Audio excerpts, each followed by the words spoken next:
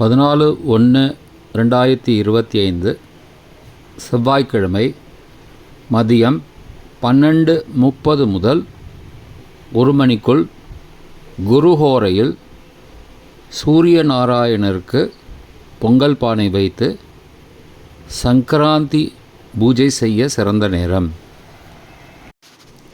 15/1/2025 புதன்கிழமை பொங்கல் மறுநாள் சூரியோதயத்துக்கு முன் அதிகாலை 5:40 மணி முதல் 6:40 மணிக்குள் உடன் பிறந்த சகோதரர் நன்மைக்காக பெண்கள் கணுப்பிடி வைக்க மிகச்சிறந்த நேரம்.